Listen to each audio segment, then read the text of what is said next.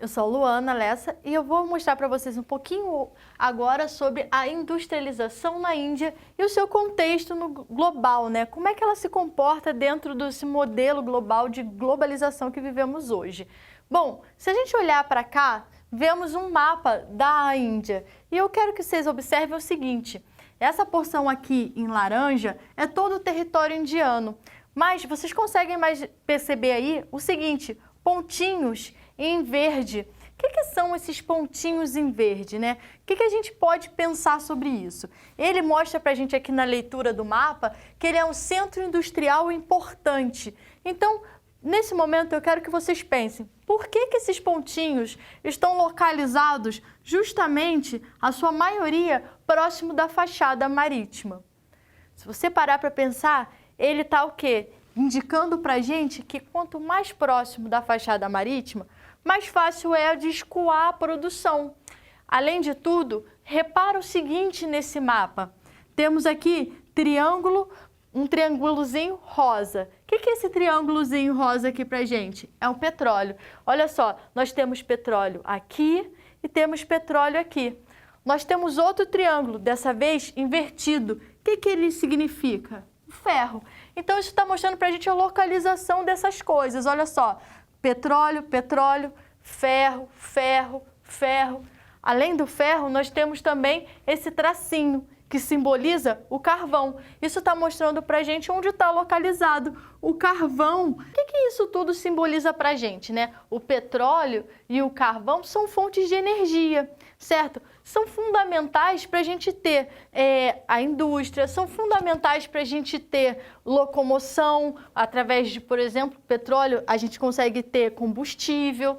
E o ferro? O ferro, ele vai ser para a gente um recurso natural que vai ser utilizado pelas indústrias. Então, a gente já consegue perceber que a localização desses centros industriais, eles estão pensando bastante aonde estão as suas fontes de energia e os seus recursos, né, naturais que serão utilizados para a indústria. Percebe que a localização não é uma escolha aleatória dentro do espaço. A geografia serve para te ajudar a entender o espaço, entender por que as coisas funcionam e estão em determinados locais e não em outros. Percebe aqui que fora desse eixo marítimo, que tem essa quantidade de recursos, nós temos também Delhi. Nova Delhi vai ser a capital da Índia. Aqui nós temos uma indústria ligada com um setor têxtil, tá? Ou seja, fabricação de tecidos, muito forte em Delhi. Delhi vai ter uma quantidade de pessoas aglomeradas muito grande, já que é a capital. Lembrando para você que quando eu falo de Índia, eu estou falando de uma população muito grande. Então, todos esses fenômenos de mercado consumidor, de mão de obra, eu estou falando sempre de algo que é muito abundante, já que eu tenho uma quantidade populacional muito alta. Percebe outro fator importante. E a fachada marítima que eu te expliquei, ela está aqui... A quantidade de centros está localizada também perto da fachada marítima, porque nessa fachada marítima eu consigo exportar melhor as coisas, através de portos. Um dos melhores recursos de transportes para exportação é o transporte marítimo. Hoje em dia, calcula-se que mais ou menos 95% da circulação mundial de produtos sejam feitas através de navios, chamados de porta-containers, tá? Devido ao seu tipo de compartimentação. São vários containers, como se fossem vários caixotes muito grandes de metal que colocam todos os produtos e exportam em grande quantidade. Então, a gente já começa a imaginar que a maioria dos países industrializados pensam bastante na localização marítima. Entendemos mais ou menos como é que funciona? E aqui no meio, o que a gente tem? A gente tem outras atividades, por exemplo, ligadas ao setor agrícola, temos outras atividades aqui, mas a industrial, ela vai se situar dentro dessa fachada marítima com algumas poucas exceções.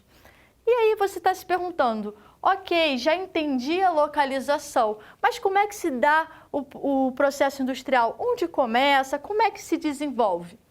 ele começa após a independência da Índia, em 47. A Índia foi durante bastante tempo colônia da Inglaterra, no período de neocolonialismo, onde vários países europeus dominaram países africanos e países asiáticos.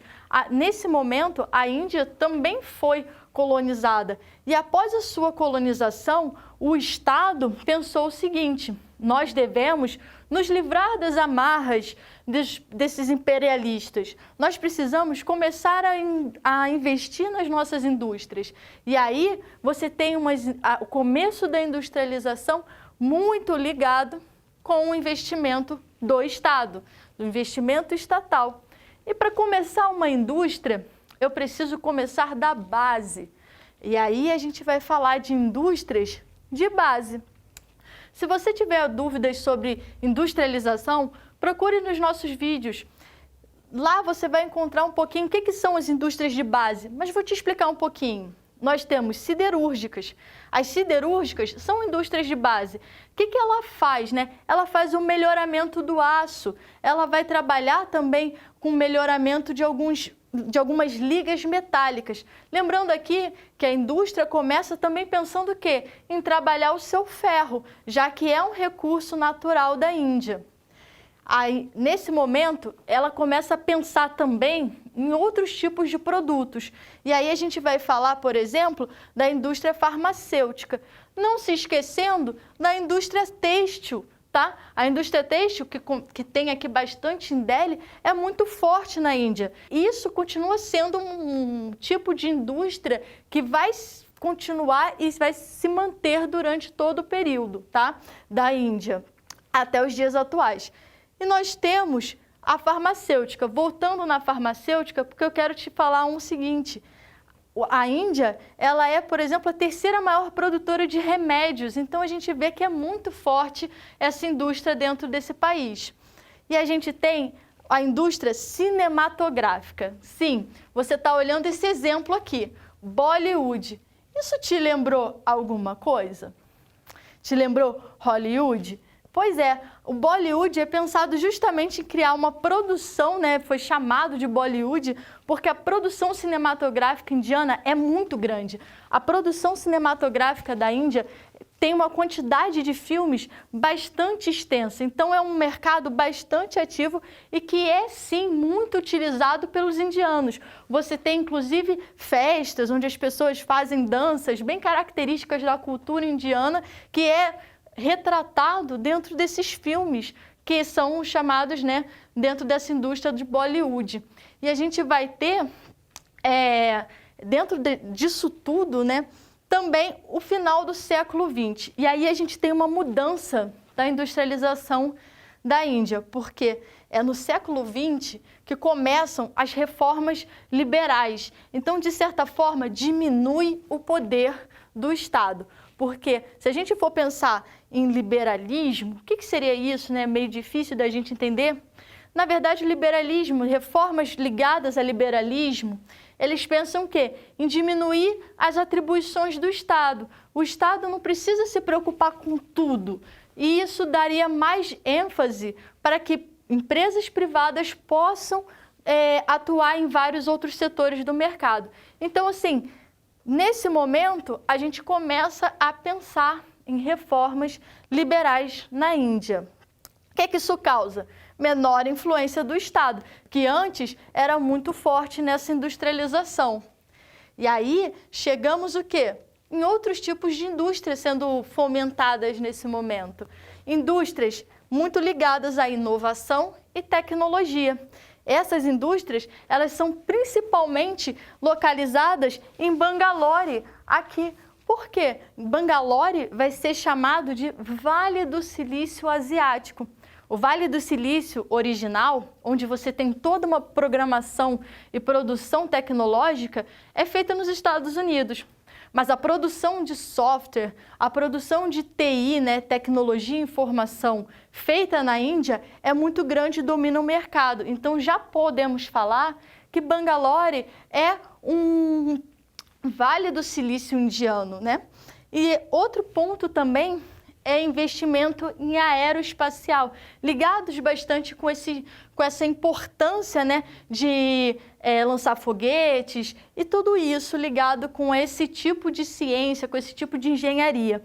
Então, a gente percebe que a Índia, além de ter um serviço têxtil, ela contrapõe também com um grande setor de tecnologia.